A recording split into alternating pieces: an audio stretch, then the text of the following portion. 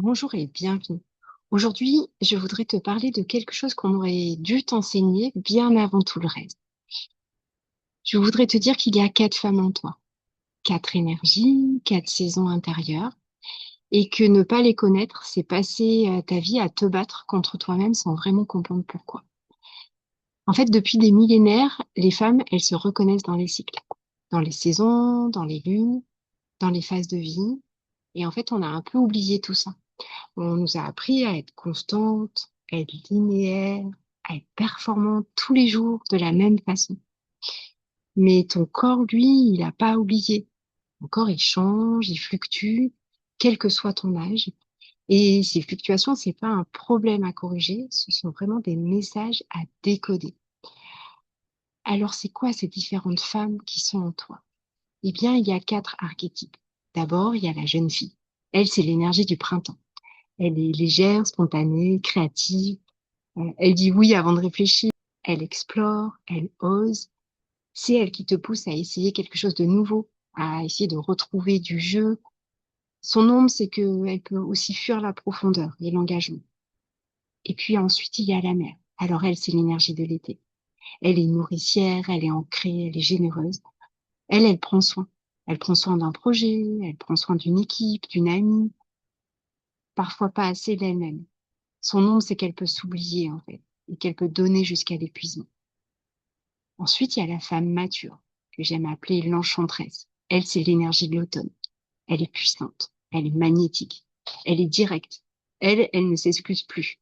Elle a vécu, elle sait ce qu'elle veut, elle sait ce qu'elle veut plus. Son ombre, bah, c'est la colère qui n'a pas été exprimée et qui peut devenir destructrice. Et enfin, il y a la femme sage, la femme médecine. Elle, c'est l'énergie de l'hiver. Elle est tranquille, elle est intuitive, elle transmet, elle observe plus qu'elle n'agit. Et ce qu'elle dit a du poids.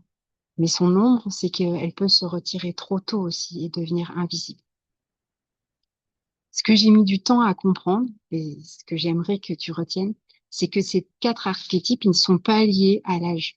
Tu peux être jeune fille à 50 ans et tu peux être femme sage à 27. Et surtout, en fait, tu n'as pas besoin de choisir l'une ou l'autre. En fait, tu les portes toutes, ces femmes. Et selon ce que tu traverses, selon ton moment de vie, selon le moment de la journée, eh bien, il y en a une qui a besoin d'être plus écoutée que l'autre. Le problème, c'est qu'on nous a appris à n'en choisir qu'une, à rester la gentille, la forte, celle qui gère, et à rejeter toutes les autres comme des faiblesses. Alors, je vais t'inviter à faire quelque chose de simple maintenant. Et peut-être, si tu le souhaites, à fermer les yeux une seconde et à te demander dans quelle saison tu te sens le plus aujourd'hui. Est-ce que tu as envie de créer, d'explorer, de t'élancer, d'être la jeune fille? Est-ce que tu as envie de nourrir, de construire, de prendre soin et d'être la mère? Est-ce que tu as envie de t'affirmer, de libérer quelque chose, de prendre ta place et d'être cette femme mature? Ou est-ce que tu as envie de silence, de retrait, de profondeur et d'être cette femme sage? Il n'y a pas de réponse juste.